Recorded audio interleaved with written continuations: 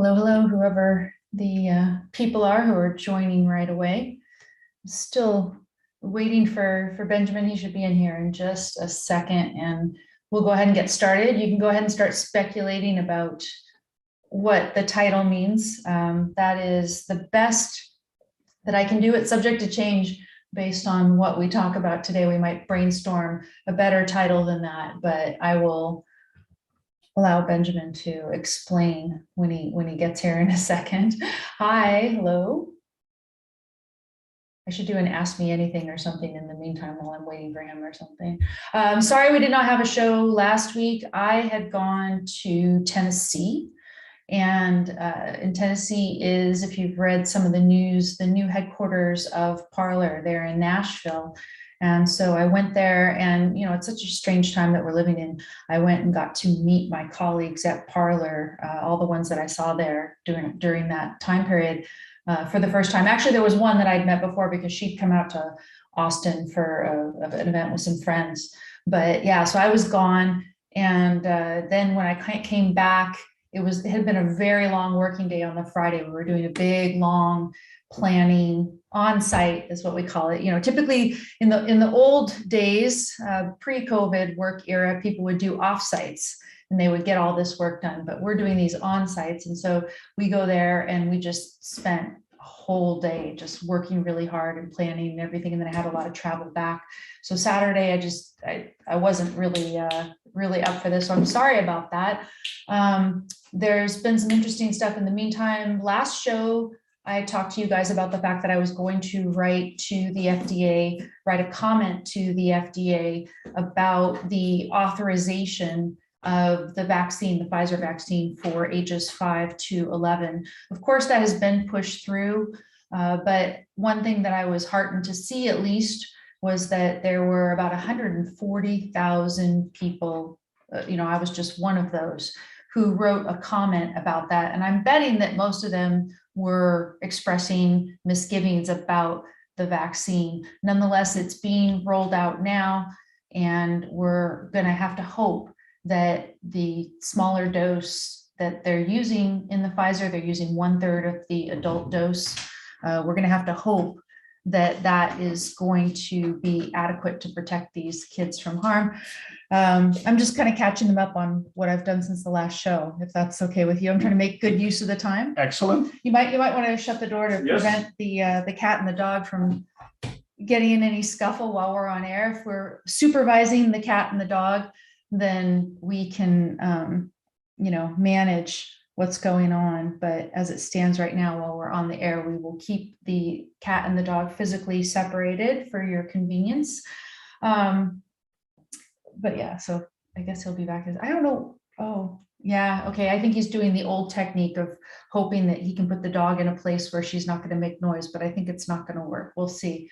I might have to adjust during the show. So yeah, so catching up. So I did write that. I don't know whether the FDA has published it because there were 140,000 of these comments. I went ahead and published that on my blog. So if you go to my blog at don'tletitgo.com, you can see what I wrote to the FDA that supposedly they took into account before they ignored all of it and decided to authorize the vaccine for kids ages 5 to 11. But yeah, I mean, what I keep doing at every turn is speaking out, and I'm not necessarily speaking out against the, kind of, risk benefit for everybody of taking this vaccine. From the best that I know, there is a good favorable risk benefit analysis for at least some people to priming their immune system in this way.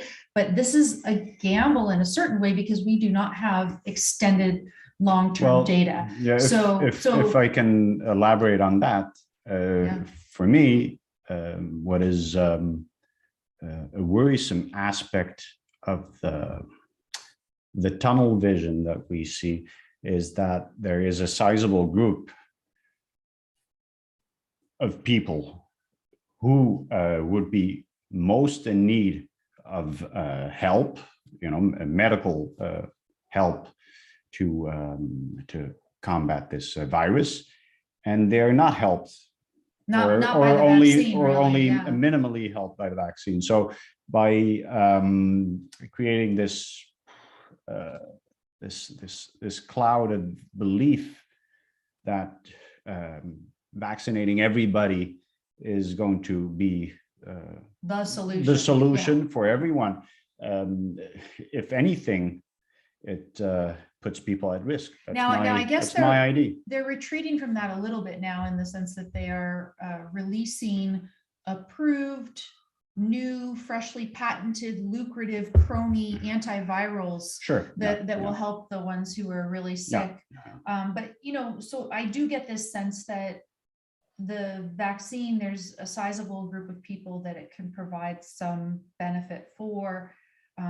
But often those who are either very sick or very healthy, it doesn't seem to work very well. Now, it might be that those who are very sick don't have an immune system that's going to react to the vaccine and cause the downsides. But the very healthy, not only do they not need it, the vaccine tends to do damage to them with the myocarditis and the pericarditis, et cetera. So anyway, but my point is not to question whether some people should take this vaccine. I think that's for each individual to decide. The information that we're getting is not reliable, and you should have to go with a doctor or medical professional that you trust and discuss your particular situation about it. But again, the thing that I speak out against is mandates. And Marshall here in the chat is asking, what are your thoughts on the vaccine mandate for businesses? My thought on vaccine mandates for anybody, for any business, we're talking even hospitals, I am not clear that there should even be a vaccine mandate for everybody who works at a hospital. In particular, you could talk about those really brave frontline workers in the hospital who operated and went out there and just no vaccine, sometimes not even adequate protective gear, and they put in months of risking their lives. And then so many of them, when they decide they don't see the risk benefit analysis of this vaccine for them, they don't want to take it individually. Some of them have already had COVID and cleared it, and they're nonetheless being mandated to take this, and they're going to lose their jobs. This is a horrible injustice. So, for me, no mandates with this. Again, if I may elaborate on this, and I think it sort of connects the 2 points. The whole point is, or the whole question is whether healthcare, and that is the care provided by doctors, is still possible the way it was normally understood. So when you get into public healthcare, you find these collectivist arguments. So that's one qualification, but it's the kind of planning that authorities love.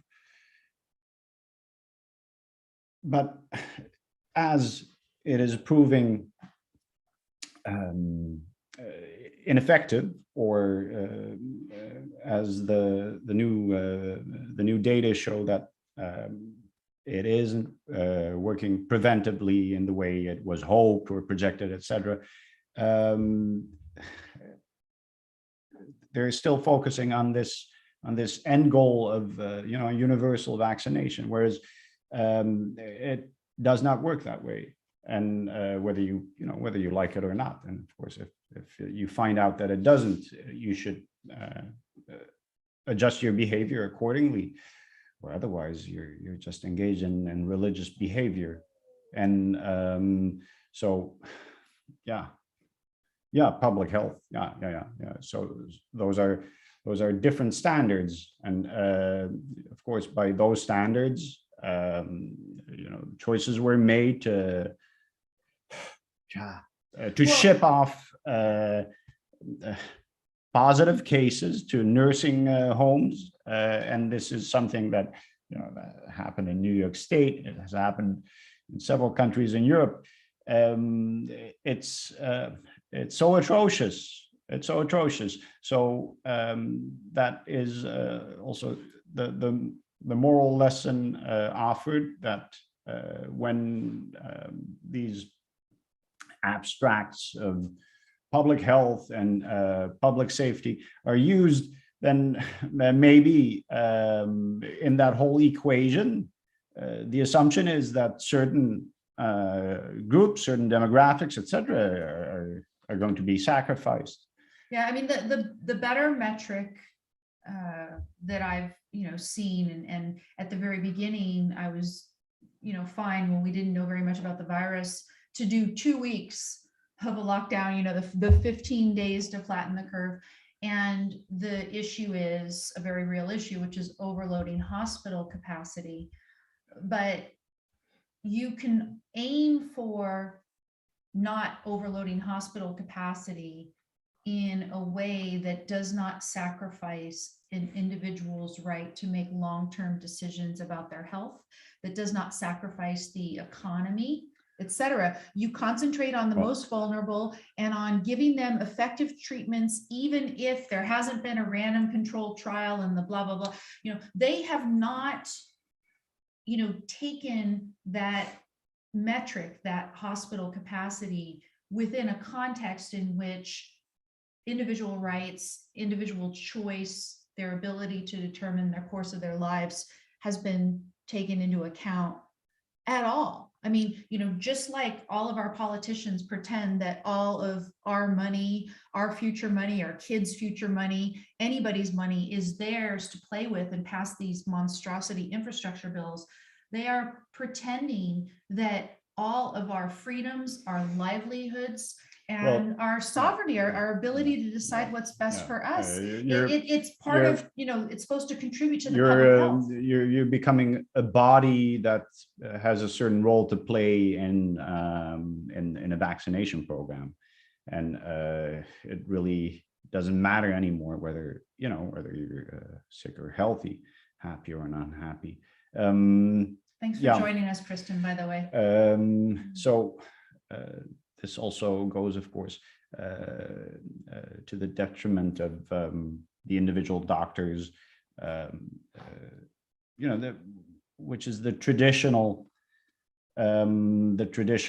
approach to caring for your patient. And so I think this is an interesting point because, of course, what we're bombarded with is this phrase, this is what the science says.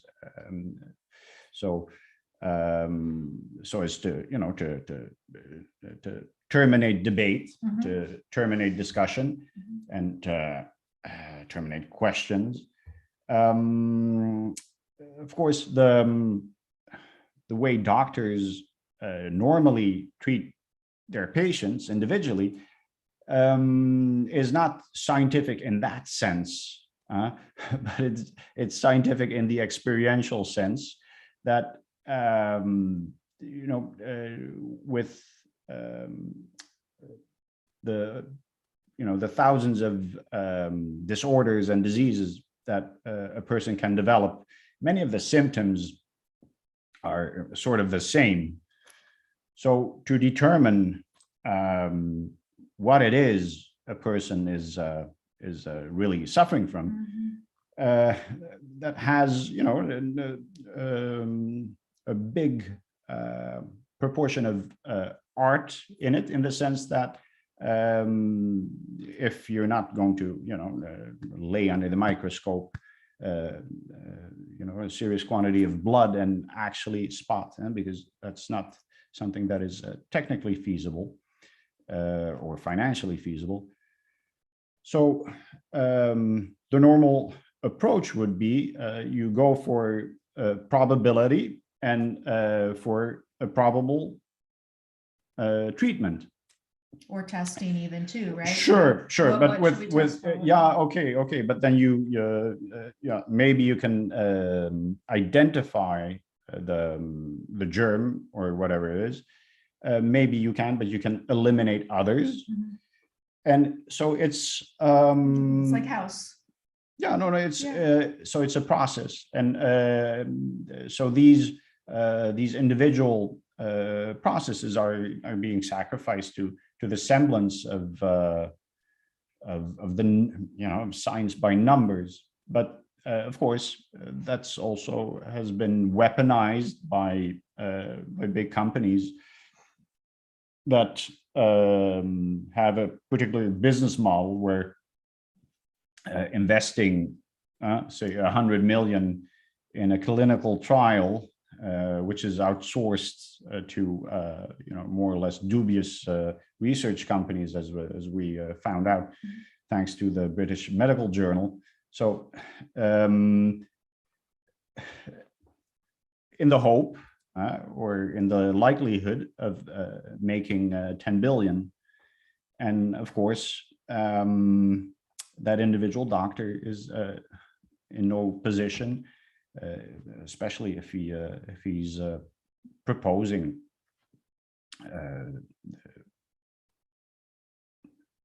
treatments that have been applied for different disorders already. So I think it's a conflict between the doctor's freedom, really, and the combination of authorities that wish to look at it, in a very cold way, and it's. Is this where the idea of Soviet logic came to you? No, so Soviet logic is more, well, of course, there's instances of Soviet logic in all these examples, but the latest, Explain Soviet logic. Explain what Soviet logic is. Well, so Soviet logic, I would say, is where the public is offered. It's like a syllogism. Say, the past 5-year plan has had excellent results in metallurgy, and now the time has come to excel in bread baking. And so a new 5-year objective, a new 5-year plan is announced, and of course, announcing that new goal that perhaps serves more to forget the fact that the success in metal working wasn't really exactly the success, etc. So it serves a different need, and that is a different psychological need than the idea of satisfying logic, of you understand where a problem comes from, and you understand how you can resolve it. So the idea is you are declaring all the things that you did before to be a success of some kind, and you're sort of saying, okay, now we're going to go focus on this new goal and try to get everybody to be behind it. Well, is that what you mean by the Soviet? Because there's a couple things. Let me say there's a couple examples that came to my mind as you were explaining this. So one was, I'm going to talk about Trump. Sorry, people. When Trump talked about, when he talked about the success. Sorry, folks. When he talked about the so-called success with the ventilators and how he was so great at getting the ventilators out there, and then he says, I'm going to apply the same, I think it was to the vaccines, like the rollout of the vaccines. So there's that sort of thing. Of course, now we see under the Biden administration that they are unwilling, as you mentioned, to give up on this goal that universal vaccination is going to be the way out of this pandemic.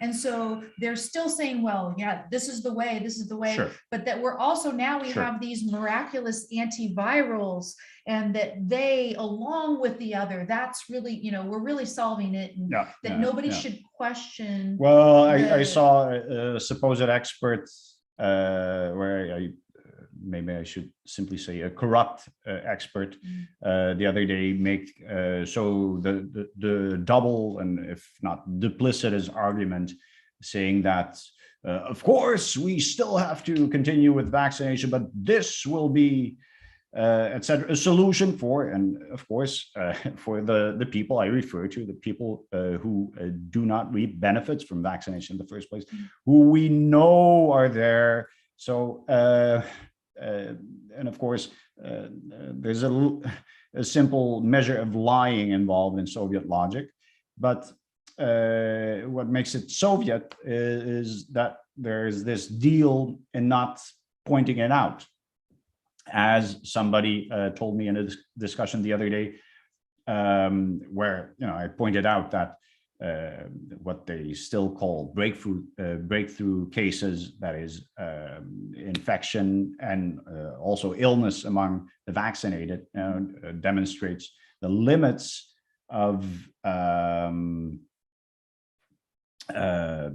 vaccination as this blanket weapon that will solve everything. So he said, yeah, but of course, where people are where the vaccination rate is much higher, of course, more vaccinated people will test positive.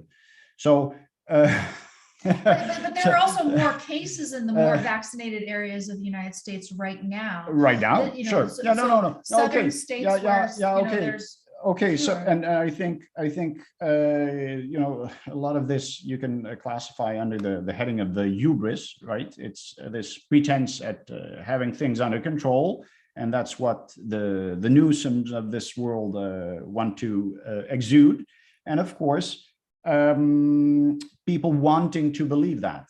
And that's a real toxic relationship, if we can describe it that way, between rulers and those who want to be ruled. But to give you another example, this is something that is part of discussions in Europe. So there are countries and regions where they have the Corona Pass or QR code that allows a certain group of people to participate in social life, and that can be more narrowly or more widely defined. It can be the cinema, or it can be, et cetera. In certain countries, in Italy, you actually needed to go to work. So that's shows you how far and it's that's come. any Well, place of employment. so Any place of employment. yeah. Or okay. So in general terms, yes.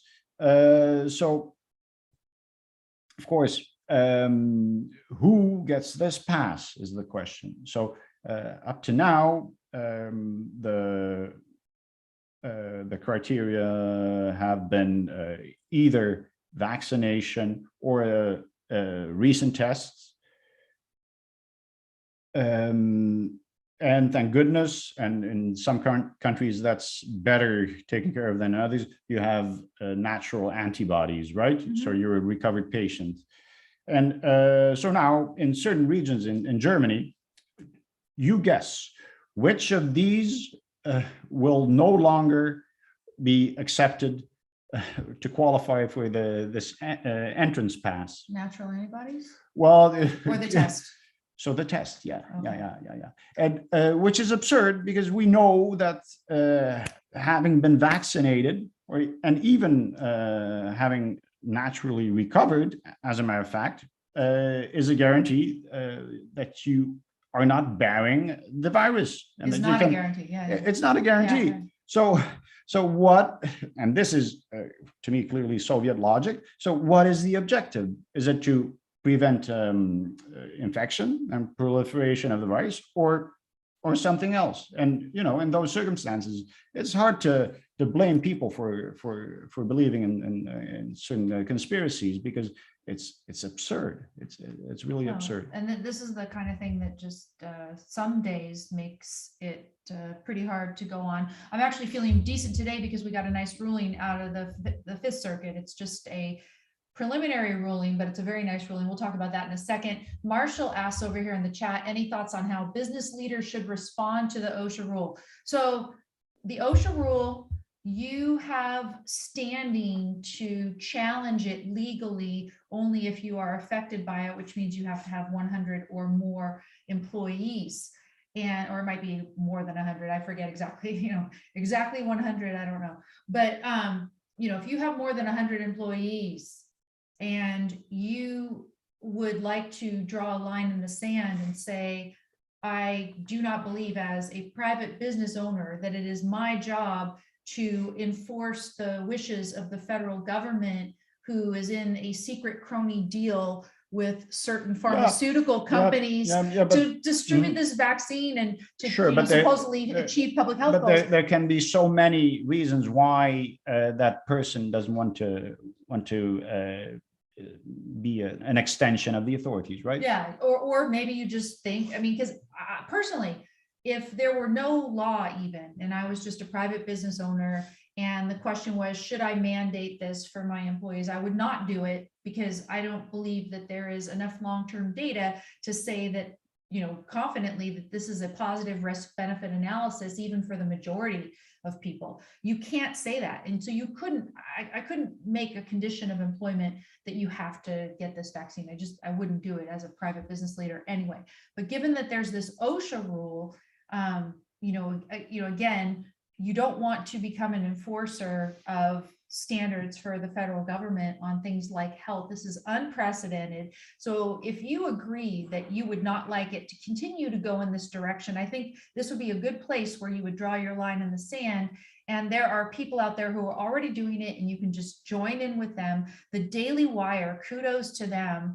They announced immediately, as soon as the words were out of Joe Biden's mouth couple months ago, when he was first announcing the intention of this, they said, we are not going to comply, we're going to challenge this, etc. And then when he finally announced the other day, yes, it's going to be, but we'll put it off after the holidays because it'll be so disruptive. If it's so disruptive, don't do it, right? Oh, we'll let you have your holidays, and then we're going to throw everything to hell after the first of the year. But January 4th, they filed a lawsuit right away. And I'm happy to say that the Fifth Circuit, in addition to responding, I think, to them, the Daily Wire, one individual company with over 100 employees that will be affected by this, and put forth an effective legal brief to that effect. There's also the Texas Attorney General, Florida. There's a threesome of Tennessee and Kentucky and Ohio who are also suing. There's a total, I think, of 11 or 12 states, maybe 13 or more, who are suing based on this, saying that they do not think it should apply either to employers in their entire state or an individual company. But any company, 100 or more employees, if I hear, for example, that a certain airline is joining in with this, right? One that doesn't believe that this mandate is proper and doesn't want to, doesn't think the imposition of fines if they don't comply with it, et cetera, is fair, anything else. If they challenge it, if they go to court, if I'm deciding what airline to patronize, I'm going to give that airline my business over wherever they're flying. Well, they have to fly where I want to fly. Okay. But, if I have a choice, I'm going to go with the ones that are forthright in challenging this mandate and standing up for the rights of their employees, because that they care about their employees as individuals, and that in general, I think they have more respect for human beings, and they're still thinking sanely. But that's the way to go right now. It is join in. The Fifth Circuit has issued a preliminary stay on this, citing that there are concerns both statutorily, in the sense that there's no statutory authority for OSHA to have this rule, but of course also as a constitutional matter, that there are serious constitutional issues with Joe Biden trying to issue this sort of mandate in the way that he did. Obviously, some of these arguments get technical and legalistic. We should say that it's just improper for anybody to mandate this sort of vaccine at this particular time for any individual. But these arguments have to do with statutory construction and the constitutional interpretation as well. Sure. I think in principle, it's very, the principle is not that complicated. It's more a matter of, say, if I were to demonstrate the danger of religion, I would render likely or probable that religion is damaging to individuals or to society, right? Does that mean that we can order people not to go to church? So to me, it's the same breach of of your individual conscience. And if the Constitution was intended to do anything, it was to leave the individual those powers and to protect the individual from the infringement thereof by any authority. So going back to the title of this show, The Soviet Logic, and thinking about it, and the description that you gave in terms of, everybody was supposed to be unified behind the first 5-year plan, and then there's the next 5-year plan, et cetera.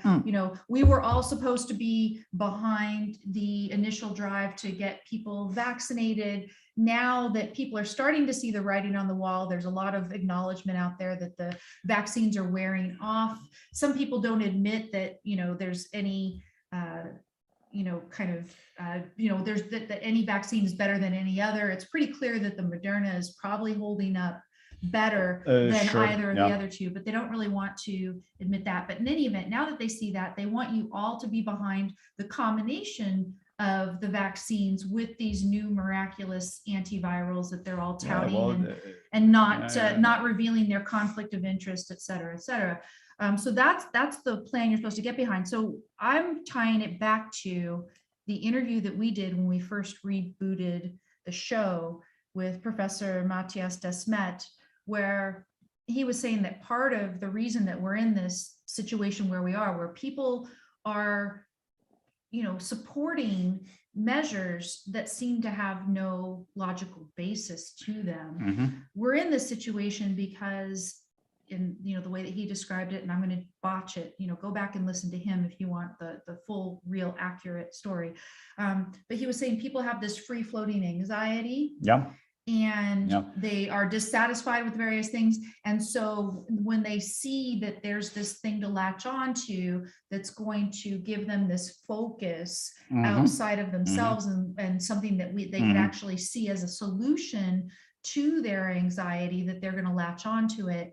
These 5-year plans, or however long it is before people see that it's not really working and they get anxious again, I assume that's part of it, right? So it's like, people see that the previous plan isn't really working, so they're unsettled, and so then they have to come in with something new to get everybody behind, or switch the course in just enough of a way so that people don't get lost. So sure, but I think part of that is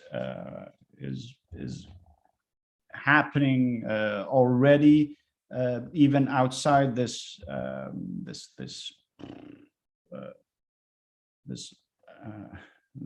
outside the discourse of COVID. I mean, they had their meeting in Glasgow, of course, and this is the one where they had to rely on coal in the meeting to, I guess, heat the place or something, and they were all pledging not to use coal anymore. Or all the planes, private planes, of course. So, there's a number of instances of Soviet logic there, right? Why not do a Zoom meeting? So, what, of course, these people, what is part of their inflated sense of self-importance, very much a part of that is the idea, we're going to sort the climate out, folks. Anyway, there are already the connections underway, the supposed connections of how, of course, and that is something that is undeniable at the level of practical measures of how the measures that were declared against the COVID emergency can be, blindly copied for reasons of climate emergency. So, for example, lockdowns, you stop people from traveling. So how far down the path have you gone towards this, the great reset that everybody keeps talking about, where they're instituting all of this so that they can get us to stay at home and not consume fossil fuels and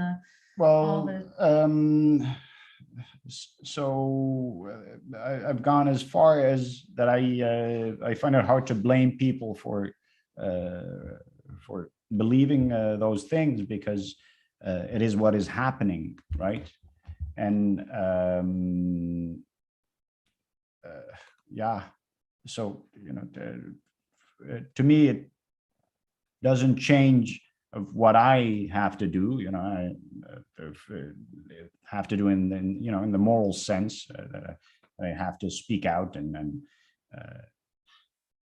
debunk all the nonsense that I see. So in that sense, it doesn't really matter to me, what nefarious minds are behind all this, etc. I think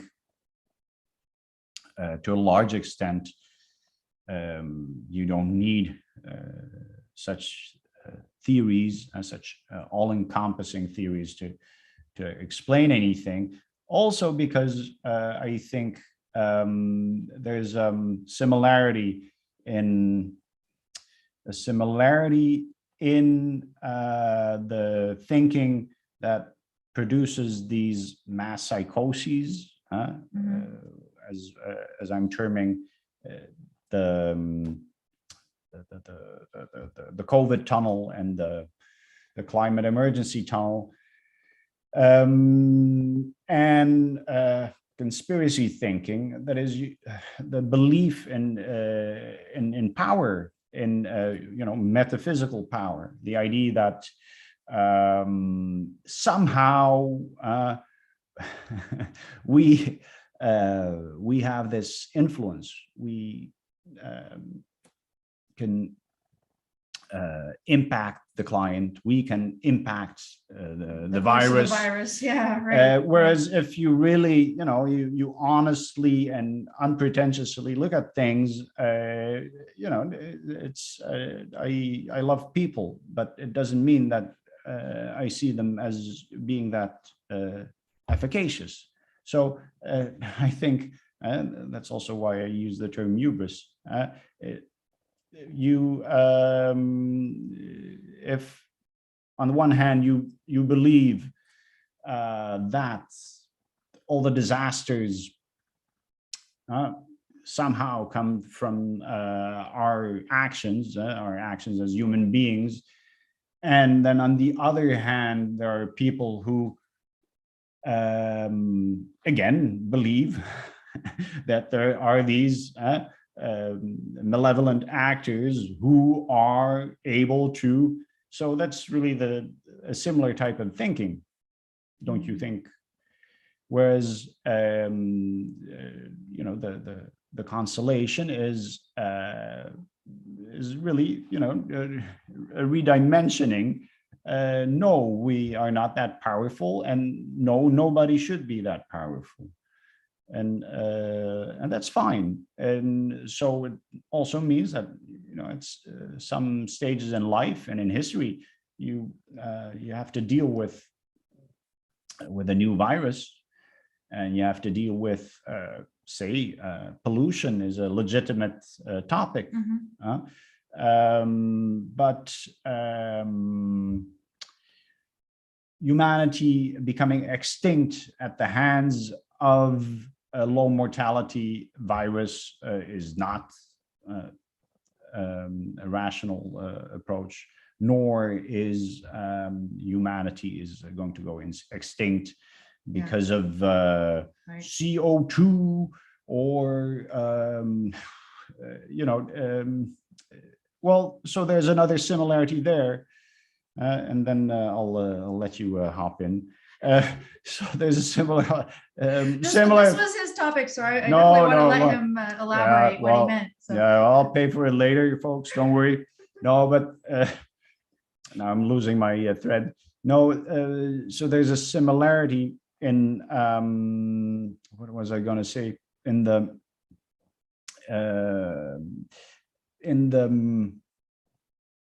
corruption of science that we're seeing, and its use or abuse as a slogan. That is, so if you give all this funding, and those are literally billions, to people who are willing to quote unquote prove that the earth is coming to an end within the next 50 years, give or take a few million years.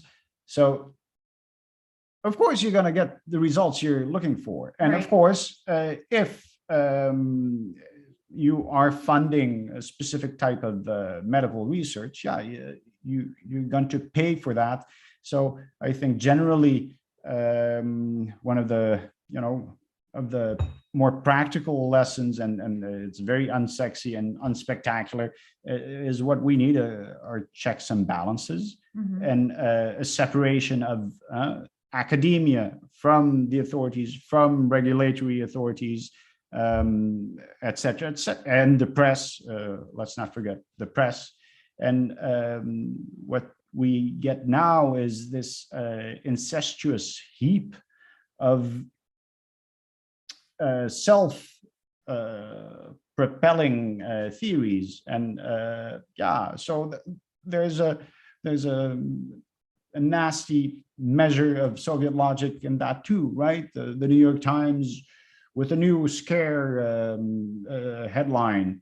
Or how about this one, right? So on Thursday, I believe it was when Biden made official that he's going to make this January 4th, and the mandate is in, and there's a certain, I think there's a deadline, the 5th of December. If you haven't gotten them, everybody has to be wearing masks. And then if not, by the 4th of January, then they all have to be vaccinated. And on Friday, New York Times has this article announcing, and it was prepared before to be coming the day after it, announcing the antiviral. And of course, you're going to wait to announce the antiviral until after the mandate, the vaccine mandate has been announced, right? Because the vaccine mandate is being done on supposed emergency authority. And it is not an emergency if they have this new effective, awesome antiviral that's going to end the pandemic, right? Yeah. Okay. Well. Okay. So excellent. And then it was really funny because I wake up pretty early. With Parler, I'm going on and I'm helping to populate what we call the Discover page and stuff like that there. Try to put a variety of things that people are going to find interesting. So yeah, do go check out Parler on the Discover page in the mornings. But yeah, so I go and I look. And in the New York Times, I'm sorry, I'm a subscriber still. I don't know how long that'll last, but I still am. They have this article, and the picture is the one that you see when I've shared it on Facebook.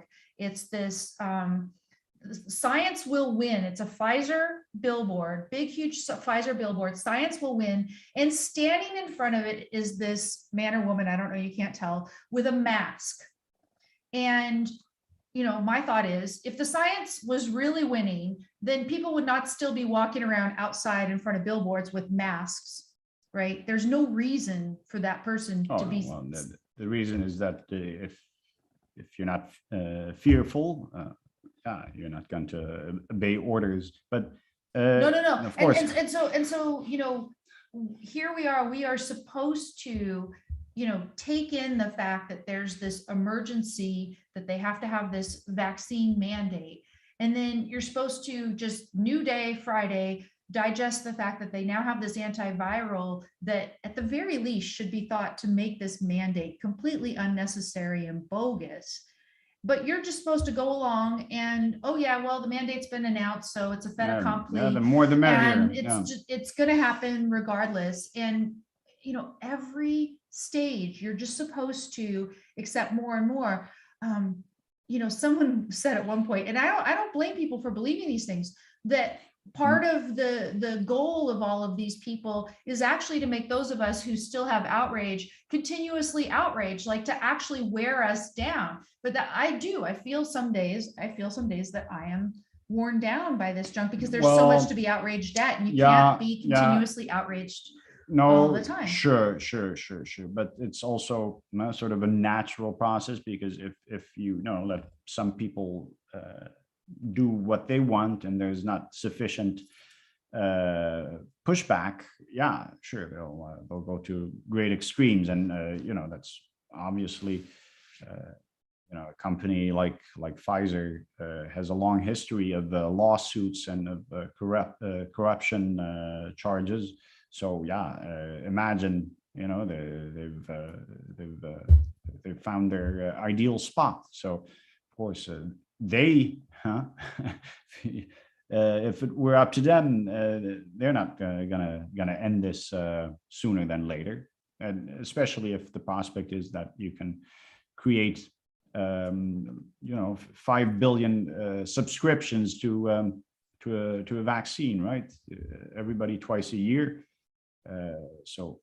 No, and that's where you start talking about the 5-year plan. I'm thinking of 6-month plans. Sure. When the vaccine wears off again, they're gonna. Another Soviet aspect is, of course, that the emergency aspect is used whenever convenient. And how long are you supposed to extend that emergency? Of course, at a certain point. I mean, as a species, we've lived for hundreds of thousands of years under the threat of wild animals, viruses, crazy weather. Exactly. So, and that, of course, gets very close to my dear hypothesis that as our lives become more secure, that, as a matter of fact, the tolerance of insecurity becomes more and more difficult to bear. So it's this process of, also vulnerability to manipulation, in a sense. Because when we're afraid and when we want to believe that it's with the push on a button that we can make dangerous or scary things go away,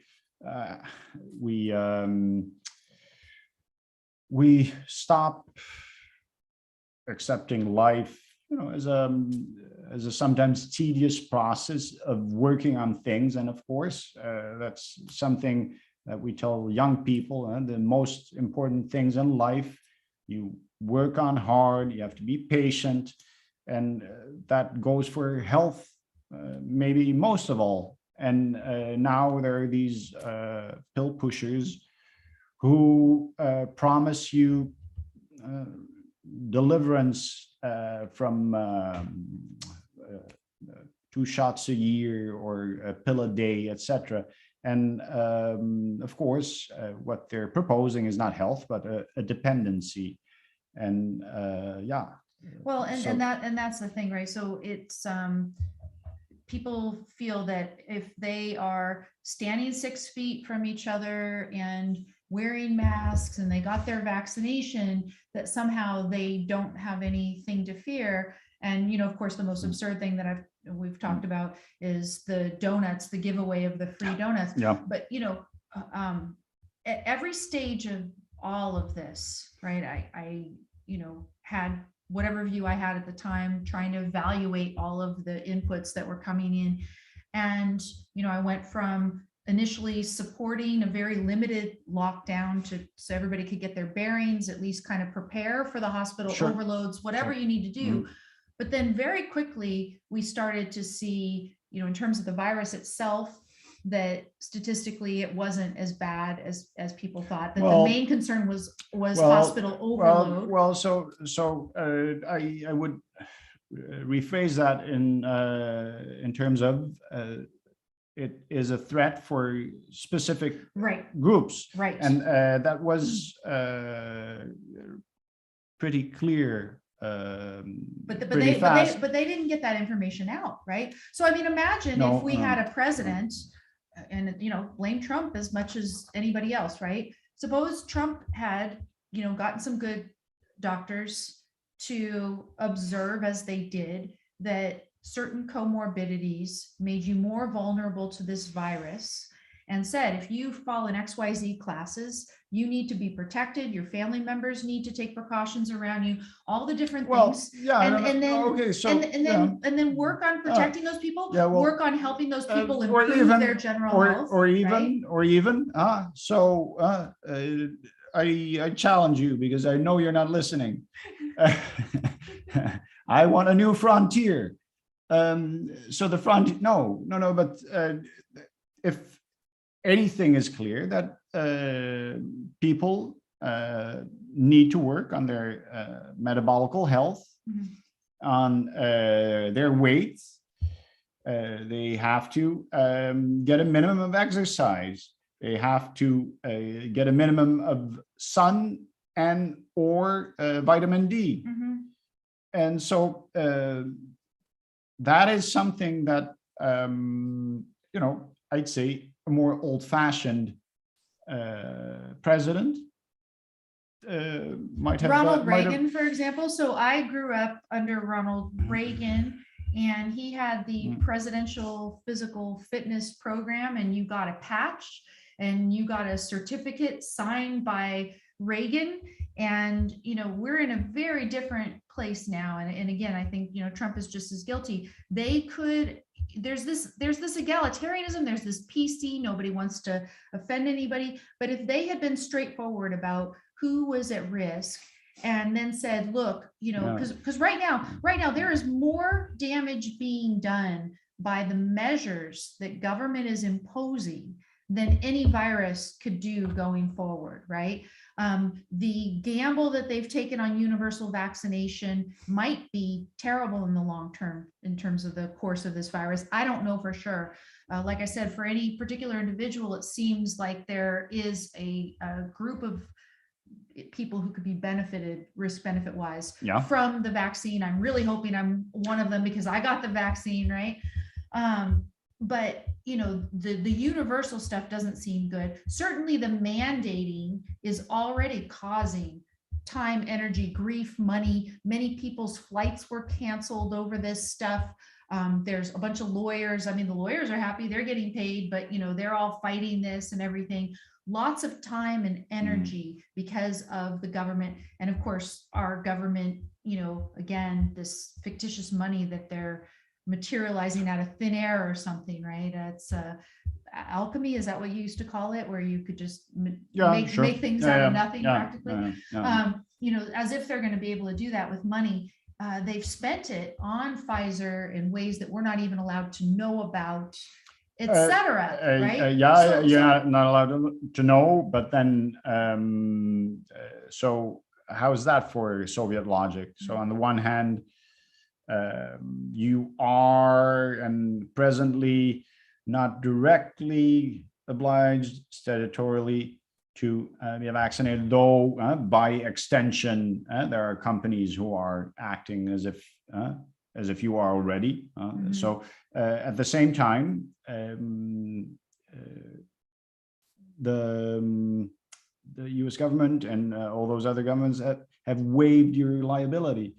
Or their liability. So what does that mean? I mean, So- it's one thing to authorize it and to allow a situation in which they don't have liability, as long as you have it's a informed to- consent and yeah, everything no, else. okay, That's sure. fine. And That's you have fine. the right to But try. then to mandate the vaccine, Yeah. and then there's no liability for these companies. And now we, the BMJ paper that talks about potentially the corrupt Pfizer data. You guys are gonna have to go down that rabbit hole yourself. It's just too much. He's gone down it quite a bit. And you think, yeah, there's some corruption in the data there, as far as you can tell?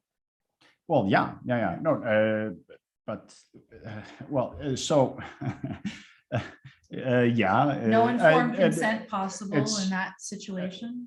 The data, they've used corrupt data, that's for sure. But the other aspect that becomes clear is that the idea that the FDA is doing what they're supposed to do is a fiction. And you can speculate about the why. Maybe it's just incompetence and a lack of resources, because and lack of time, lack of staff, etc. But the reality is that all these trials, and I think that's really the irony. And that's also another instance, if you wish, of Soviet logic. The irony is that under the guise of defending science, what happens really is that science really gets a bad name, because people are not stupid. And so they see, somebody declaring on day A that a mask is not going to protect you. And then on day B, he's going to say, whoever attacks the undersigned is attacking science itself. And then on day C, he says the exact opposite about masks. So, even if people do not have the medical expertise to weigh data at the microscopic level, doesn't mean that they don't make appraisals of the way people present evidence and the way they render things likely, probable. And, So as far as I see it, the way that things sit now is if you believe for yourself that the vaccine doesn't make sense for you, your kids, whoever, you do everything you can to protect yourself from that, and you fight that. And in general, fighting against vaccine mandates is, I think, a noble cause today. To try to use our system of checks and balances, which again, I think appropriate checks and balances in this context are both the lawsuits, and some of the lawsuits, as I said, are being brought by state governments, and our state governments are perfectly good and capable and proper in their roles of protecting citizens of their states from overreach by the federal government. That is part of our original system of checks and balances. In addition, we do have the court system, and so that individuals or businesses, right, private businesses, they can use a court system to help protect themselves against overreach, against cronyism in the government. And in this case, we've got all of the above going on in this COVID response.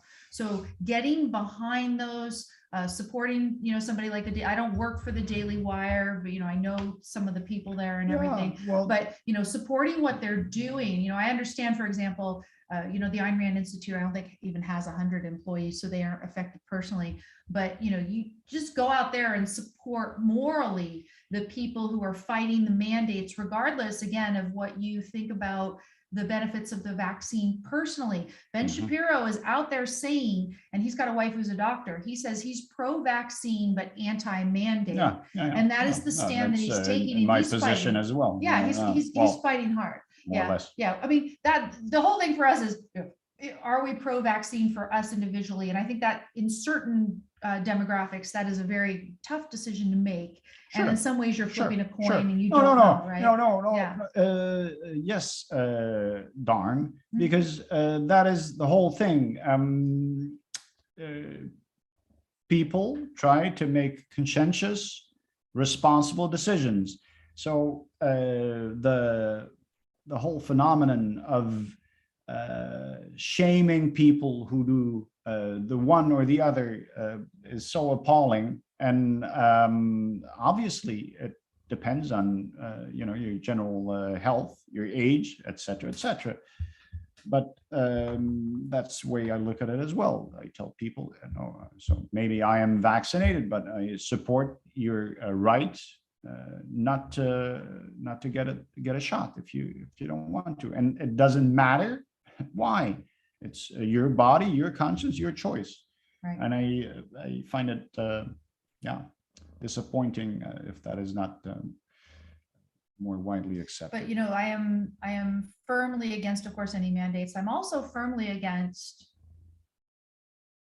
putting out there supposedly educational or motivational things that are designed to persuade kids that it's a good idea. So for example, the most egregious is de Blasio offering $100 for every child in New York who gets vaccinated. And he explicitly talks about, oh, that's a lot of candy. They're going to give you all this candy. There's a Twitter account apparently for Big Bird, and Big Bird talks about the fact that he's been vaccinated and everything else in a way that's supposed to appeal if that to isn't kids. Soviet logic. This is as bad as far as I'm concerned, because, again, you go look at the materials, but I think Chris Masterjohn just did an excellent conversation with Rob Wolf, in which he talks about the specific factors, the characteristics of the immune systems of kids versus adults, and why, again, by and large, for almost all kids, it does not make sense from a risk-benefit perspective, given what we know now, which is very limited.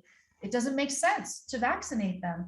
So I highly recommend that. It's Rob Wolf, I think, has it under his channels, wherever you find Rob Wolf. It's one of his salty talks, as he calls it. And it was this week with Chris Masterjohn, a great conversation. Chris Masterjohn generally has excellent resources on what supplements to take, both to put yourself in optimal health to, in case you get COVID, but then also if you actually do come down with COVID, what you should do, a certain amount of vitamin D right away, and et cetera, et cetera. I highly recommend just kind of following him. L-arginine is something that I think he's the only one that I've seen talk about as well. Definitely go check these people out if you're concerned about evaluating the risk benefit for yourself, for your family, and if you're concerned about what sorts of supplements and other things you could do to optimize your chance of doing well if and when you're exposed to or get COVID. So there's that. There's plenty of information to help yourself to the biggest extent possible from the virus itself. Which hopefully for most people, all the treatments that are available, if you did get it, you could get through. The biggest harm right now, as I see it, is what's coming down from the government, the cronyist relationships it has with these companies. So we can't get objective information, that we're having a hard time getting objective information. The censorship that you see on social media, and I will call it censorship because it's being done at the behest of government on many of these platforms. These are the things that you need to focus on, really, if you're going to focus on something being a danger to your life. Our government is out there spending and regulating, and that is really, I think, the largest concern we have to worry about here at the end of 2021. Agreed? Yeah, agreed. Yeah. So make as much fun as you can of the Soviet logic. But it's it's not true. Right? So it's not true. Well, it's one of the techniques. It's not true if you don't believe it. I mean, it's not true. Of course, if you believe it, will also save you time in the certain discussions, because sometimes it's just well, so we call it pretzel logic. Anyway, humor, common sense, and Try to have some fun and not let it yeah, get you and I down, guess right? a midterm memory should all help us, because you know, the moving of the goalposts is this other technique, and yeah, you cannot let them get away with it. Yeah. Alrighty. Yeah. So Fifth Circuit, and then also, I don't remember his name, but the trucker who unseated the longtime state senator in New Jersey. There's some inspiring things out there. Yeah. Everybody, keep your eye on the ball. And yeah, humor, sometimes we definitely need it, but just going out there and in a matter of fact way, explaining what you know about the wrongness of mandates, the risk benefit in certain contexts, it might be appropriate for you to discuss that with other people, et cetera. But it's mostly, you keeping yourself safe, healthy, and happy while focusing on the things that are important to you. are the most likely to actually interfere with that if you're going to spend time fighting something. Okay. So thanks, everybody. I'm going to see if I can pick her up without her biting me. This is this cat. I don't know if you heard her this whole time. So there she is. She says goodbye too. Oh, she's gonna claw the microphone now. We'll see you guys next week. Let me end this.